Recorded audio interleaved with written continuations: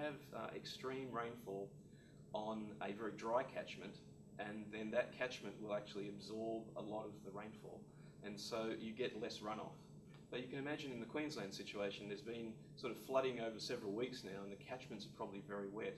So as the rainfall falls, it quickly produces runoff and a large volume of runoff. So there's an issue around the initial conditions of the catchment, whether it's dry or wet.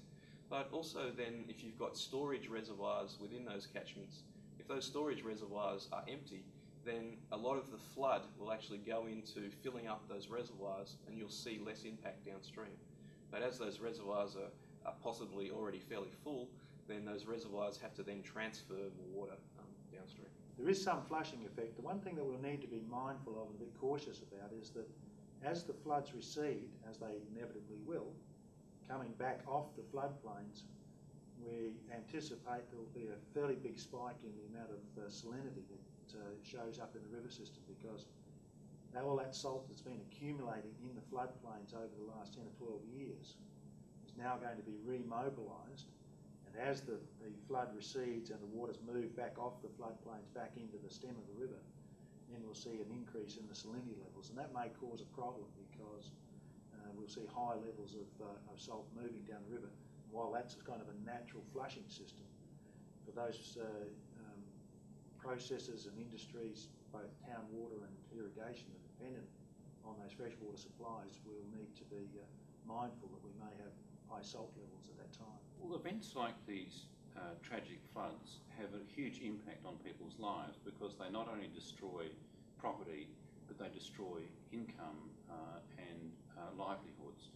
And one of the things that you need to think about when you try and predict what effect they're going to have on the population is, the magnitude of the losses that people have sustained, but also the other stresses that people are under at this time.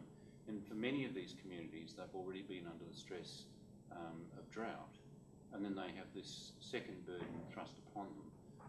And so it's that cumulative load that does have a very, very significant impact. And you've got to remember that at any point in time, and we know this from epidemiological research, about 20% of the population are either suffering from depression, anxiety, or some substance abuse disorder. And they're obviously a vulnerable group. So it's really what added effect these events have. And I guess they are really just another burden, another stress that really is going to magnify those issues that exist within a community. And there will be a whole new group of people who previously have been functioning well, because of the magnitude of the threat and exposure and loss that they've sustained, will be adversely affected. I think there are several issues which we should take into account.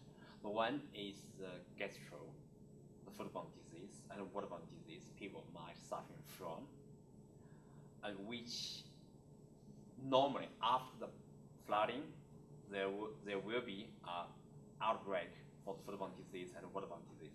So people should pay great attention to that. And in addition to this, there's possibility for some other vector-borne disease, like mosquito-borne disease, might come out after the flood.